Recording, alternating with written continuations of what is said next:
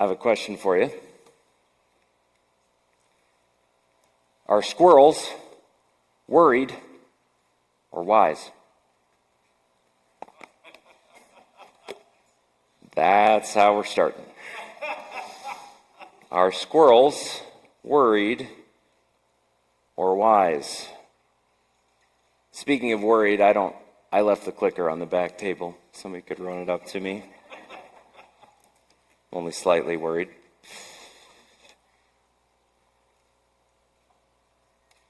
How many of you have met a squirrel on the side of the road and it just can't decide what it's doing? It comes darting up to the road. It sees you coming. At least I think it does. It sees you coming. And it just, for the life of it, can't decide what it's going to do. Because it gets up to the road, it sees you coming, and then it kind of goes back. And then it stops and has that moment. I think I can make it. And it never can. And so you get closer and closer to the squirrel, and you're like, do I slam on my brakes? Do I stop and let the squirrel make up its mind and have the 4 cars behind me collide in the back to save this little squirrel? You all know the feeling. Are squirrels worried or wise? A squirrel spends its time gathering all sorts of nuts and fruit and burying it all over the place. It's been said that a gray squirrel can bury up to 25 nuts in a half an hour and will maintain about 1,000 caches at a time, places where it stores its food. About 10,000 seeds and nuts annually. While they're known to bury a large number of nuts, they don't retrieve all of them. Typically, they find about 50% of what they bury. This is a really interesting way to start a sermon. But as we look at this passage and we think about what it is to trust God, we realize there are all sorts of opportunities to trust God, aren't there? Because, as verse 25 points out to us, there are worries galore. There's worries galore. On the way into church today, you probably thought about 15 of them, if you're like me, and it's a really short drive for me. Am I going to remember all the things that I need to remember for service? And I didn't, right? Among other things. Jesus starts out this part of the sermon, and he says, therefore I tell you, Matthew chapter 6, verse 25. Therefore I tell you, do not be anxious about your life, what you will eat or what you will drink, nor about your body what you will put on. Is not life more than food, and the body more than clothing? Worry is a universal affliction for all of us. Why? Because stuff matters. Not just physical stuff, all the things that we've been investing in, all the things that we've been thinking about, it matters to us. Remember a few weeks ago, where your treasure is, there your heart will be also. It continues to follow that the things we invest ourselves in, we tend to find ourselves worrying about. We want that investment return. And even if you look at verse 24 of this passage, right before this, no one can serve 2 masters. He will either hate the one and love the other. He will either be devoted to the one and despise the other. You cannot serve both God and money. It's interesting that right after he talks about not being able to serve 2 masters, he says, therefore, right? What I'm about to say is predicated on what I just said, right? Therefore, not being able to serve 2 masters, I think, shows us a lot of why we have the kinds of anxieties that we have. Our heart is wrapped up in things that we want to see a return on. Our heart is wrapped up in those things, and it causes us to be anxious about it. If we weren't worried about getting a return on that investment, we would have no reason to be anxious. For example, when it comes to money, right? Coming right out of the last passage. I promise I'm not going to re-preach that sermon. For example, when it comes to money, one of the reasons that money becomes the thing that masters us rather than God is that money literally does give us a return on our investment.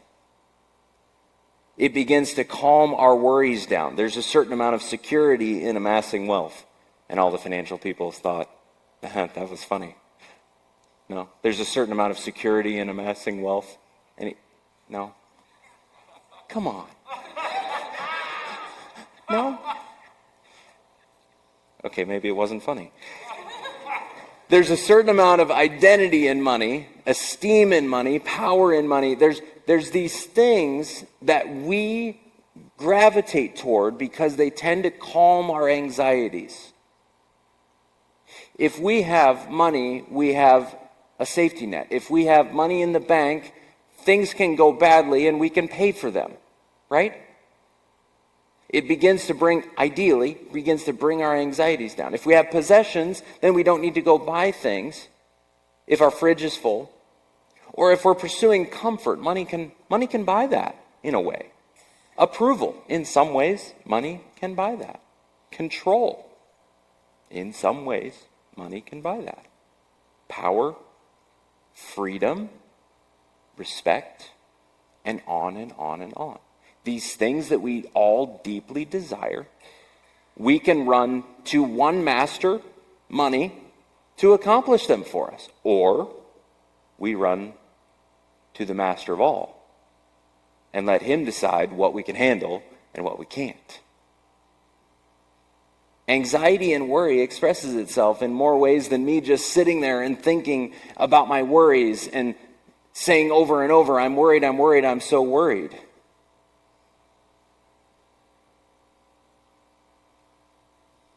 I want you to think about this. As we start thinking about this, I want you to actually be really honest with your anxieties and your worries. Jesus says, don't be anxious about your life, what you will eat, what you will drink, about your body, what you will put on. Your life is more than that. I want you to think, again, being worried or anxiety is more than just fretting at home about all the things that could go wrong or all the things that you hope don't happen. It expresses itself in so many different ways in us as people. And the Bible plays this out. If you read the Psalms, ask the question, why is the psalmist praying this, singing this, thinking this, writing this? What's going on in their heart and life? And you will find a lot of connections to the very things that you feel, the very anxieties that you have. In many marriages, and I joke with my wife a little bit about this, that in many marriages you have one person that's anxious and one person that thinks they're not. You're laughing because you know this reality. You have one person that's maybe outwardly anxious. The worries of life, they wear those on their sleeve. And then you have one person that doesn't appear to be anxious, but often he struggles with something like anger instead. I don't get real worried, but there are things that make me very angry at times. You ever been there? You ever been there? Can I submit to you that anxiety is the root of both of those problems? Why would I get frustrated?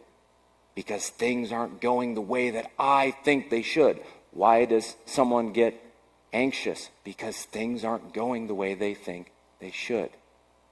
So whether it's anxiety or anger, this worry, this lack of trust at this point is really what leads to it. A lack of control often comes out. Anger and anxiety are two sides of the same coin. Anxiety makes some people get real quiet, and it makes some people get real loud. It makes some people shrivel and some people shout. It makes some people cringe at a situation, while it makes other people control the situation. Anxiety makes one person miserable, one person mad, and it causes a third person to manipulate. And it causes a fourth person to do all three of those things.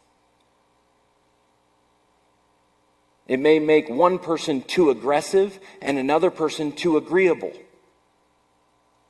Anxiety causes a certain kind of person to shave the edge off of truth. And then it causes another type of person to be too harsh with the truth. You see how all of those are coming from an anxious heart that can't control everything. Can we get honest about our anxieties? That this affects all of us? That this is a reality that all of us wrestle with and struggle with, and that's why Jesus is addressing it? Don't be anxious about your life. All that it leads to is less than godly. He says life is more than that. So if we're not supposed to be worried about the things that we literally need to live, as he points out here, what you will eat, what you will drink, what you will wear, those are pretty basic needs, right? What does that have to say about our other worries? If we're not supposed to worry about those things that we literally need to live, food, water, shelter, something to wear, if we need those things to live, then what does that say about all the other things that we tend to worry about not being able to control? It says that we should trust God with them too, right? And Jesus is going to go on to bring up three different categories, as it were, of things that we tend to worry about. He's already stated them, right? He's already stated them in this verse, what you will eat, what you will drink, and about what you will wear, right? Those kind of three categories. And there's a lot of different ways that you could categorize this to be helpful. I'm not sure that I nailed it. I'm not sure that this is even the right way. Even as I was thinking about it more and more, I'm like, I could rename all these categories and it would probably fit. But first, verse 26, do I and what I do matter? Do I matter to anyone? Notice he says, are you not of more value? Verse 26. Do I matter to God? Verse 27. Will I get what I want out of life? Will it be cut short? Will it be satisfying? This is the question of purpose, I think, in life. In verse 28 through 30, will I really have what I need? Who's going to provide for me? Is it all up to me? What happens if what I need runs out? So first we're going to look at value. We're going to look at value. And I get that from here in this verse where it says, look at the birds, verse 26. Look at the birds of the air. They neither sow nor reap nor gather into barns, and yet your heavenly Father feeds them. Are you not of more value than they? One of the questions we're asking God when we're worried is, do I matter to you, God? Are you going to provide the things that I need? Am I going to get out of it what I need? Do I matter to you? And if you're not asking that question of God, we often ask it of other people, right? You know your relationships. You're always kind of understanding. You shoot a text to somebody, and it's 4 days before they answer. And you think to yourself, do I matter? Do I matter to them? Do I matter at all? You know the feeling. And by the way, if I haven't responded to a text recently to you or from you, you matter. I'm sorry, right? But our worry often comes from wondering, does God value me enough to provide for me? But to make sure that our needs are met, we often do some really interesting things. Jesus points this out in an unexpected way. He says, look at the birds of the air. Think about the birds that you know in your life. Unlike the squirrel, they neither sow nor reap nor gather into barns. The squirrels that you know do that, right? The birds that you know basically get the things that they need when they need them, right?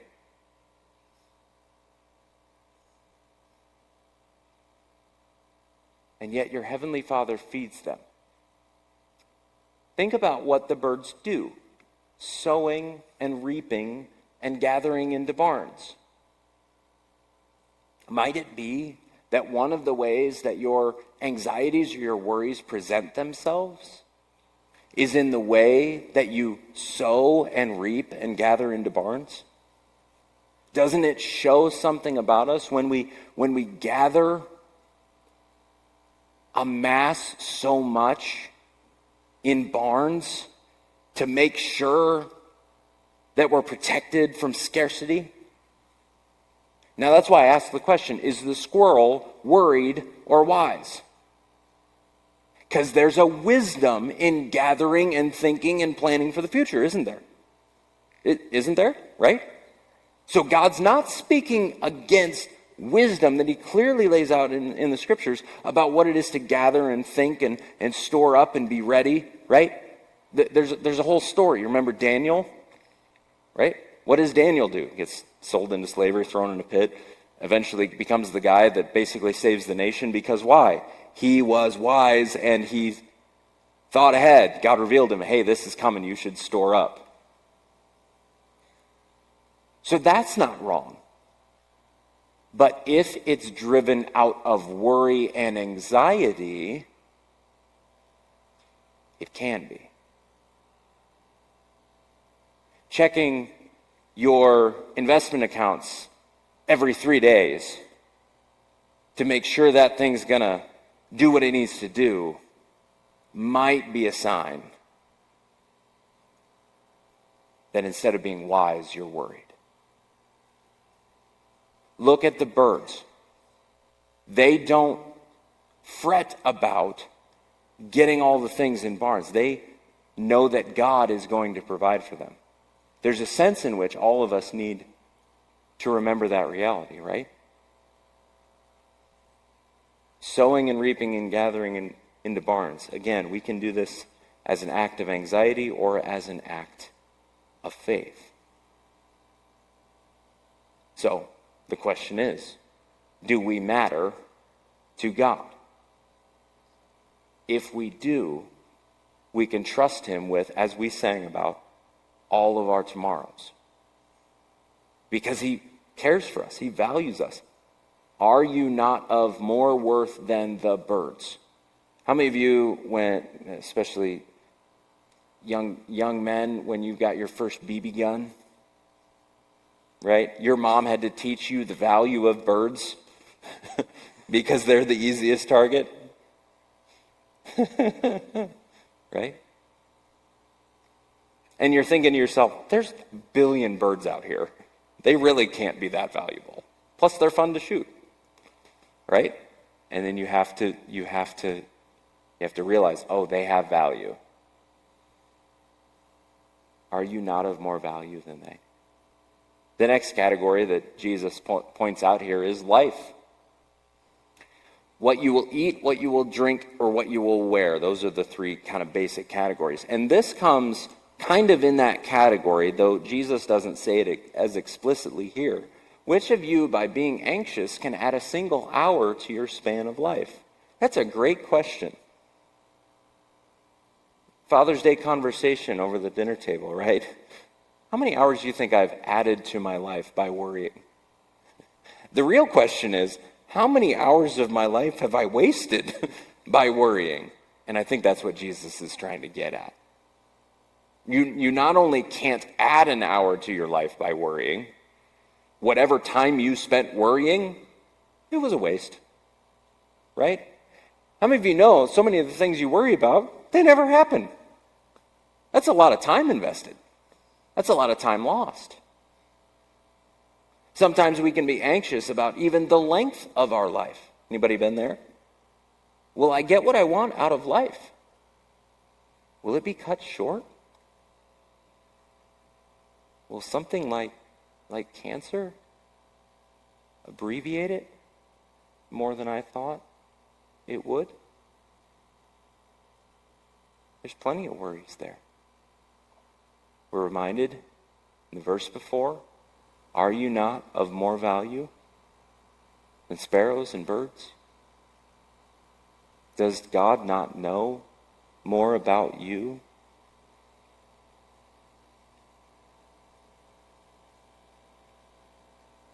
It's funny, I think, the connection here, what you will eat, what you will drink, what you will wear, this middle category. What you will drink is connected to, will I get everything out of life that I want to get out of life? Now, we don't address this super often, but what is the reason that most people drink alcohol? For the most part, it's to deal with the anxieties in their life. Now, it's a good gift from God. If you are able, your conscience is able and lets you, then it's a good gift from God, so steward it thoughtfully, steward it well. He's kind to give it. And yet, it can be just like the over and over checking your retirement account. Which squirrel are you? Are you the worried squirrel or are you the wise squirrel, right? It's interesting that that's kind of in this section.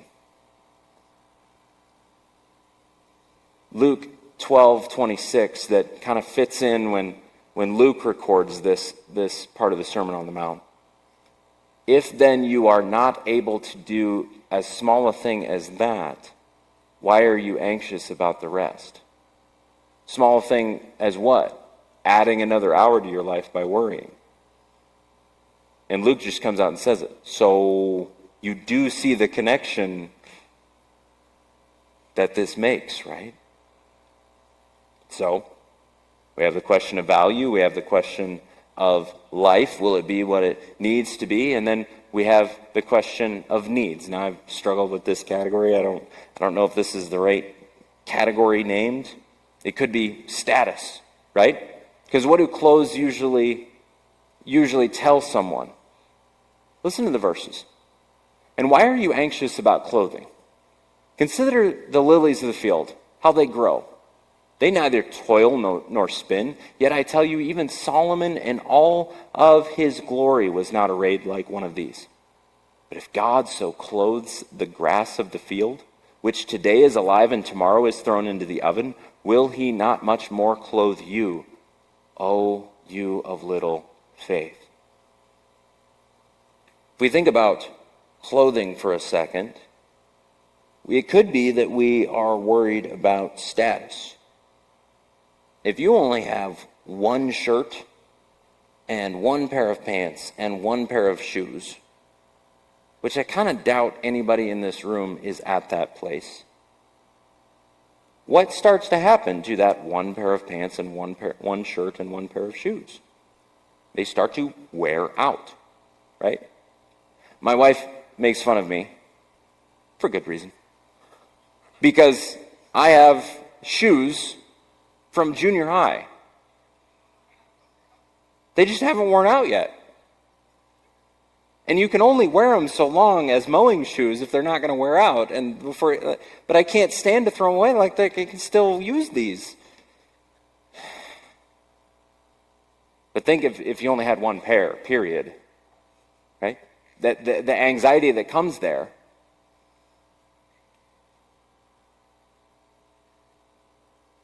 So you can be thinking about the status of how other people perceive you and think about you based on what clothes you have on. Is that a source of many of our anxieties?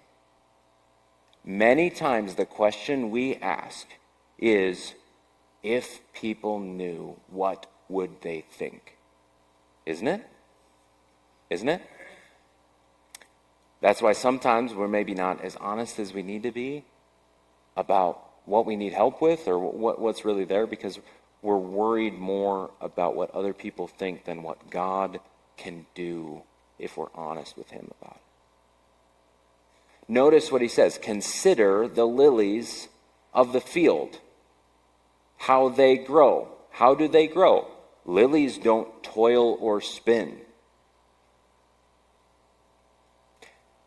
Do we notice that sometimes the way our anxieties come out is, I'm going to work really hard so that I don't ever have to depend on nobody, right? Or to make sure this succeeds, and to deal with the anxieties about what will succeed and what won't succeed. We work really hard to make sure it succeeds. Now, once again, which squirrel are you? Are you a wise squirrel or a worried squirrel? Proverbs talks all about the wisdom of hard work, right? But when that hard work becomes a way in which we're not dealing with our worry, with the God of the universe, then our work, our hard work, has gotten in the way of us actually trusting God. We can trust God by working hard, or we can not trust God by working hard. You see the difference? Which squirrel are you? Are you wise, or are you worried? Now it's funny because in our hearts, our hearts are deceptive in so many ways. Because we can think, well, no, I'm working hard because I'm wise. And that might be true. And I'm not saying to stop working hard. I'm saying understand why you're working hard. Are you running away from trusting God by working hard? Right? Many a father has been absent from his family because of his anxieties of thinking that his family needs a little bit more and a little bit more to be secure, to be safe, to be happy, to be, right? Fill in the blank. Those things in themselves are not bad. But if we're doing those things because we're running away from actually trusting God, being content with what we have, then that's where it crosses the line. That's where you become a different kind of squirrel. So we think about it.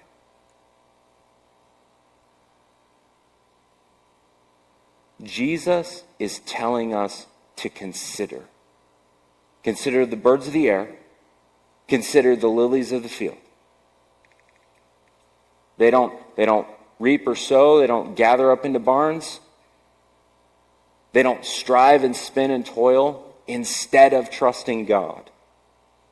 They trust God. And out of that comes whatever it is that God would have them do. That's where wisdom comes. Wisdom comes on the other side of trusting God. Right? Proverbs says it right away. The fear of the Lord is what? The beginning of wisdom. Trusting God is what this passage is pushing us to. So, what do we do with this? Be honest about your worries. Maybe you haven't ever taken the time to think about the things that worry you. Maybe that's too terrifying for you. I understand that. And again, I'm not saying that there's no such thing as chemical imbalances, and you may need a doctor's help. That's not what I'm saying. I'm not saying that you shouldn't seek that. Seek that. But also think through why worry has such a strong influence. Think about your worries.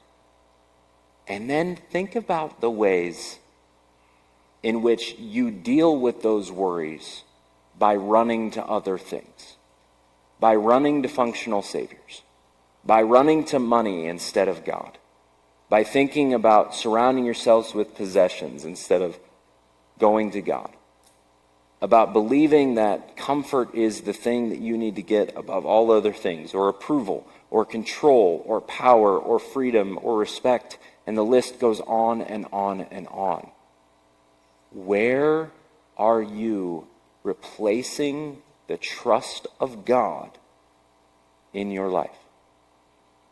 What are you looking to instead? Because things like money are easier to control than God. You ever notice that? Things like possessions are easier to control than God. But here's the problem.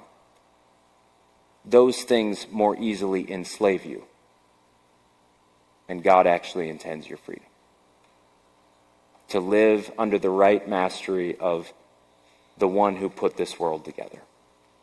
What functional saviors might you be running to with your worries? And then lastly, straightforward. What kind of squirrel are you? Are you trusting?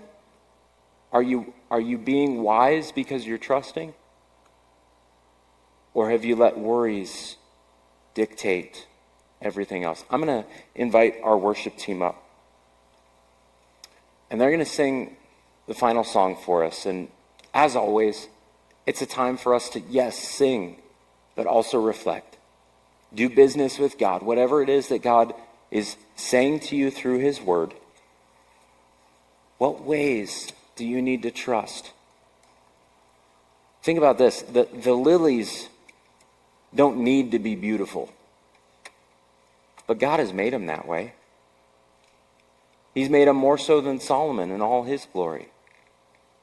God can bring beauty and joy and contentment and provision out of the smallest things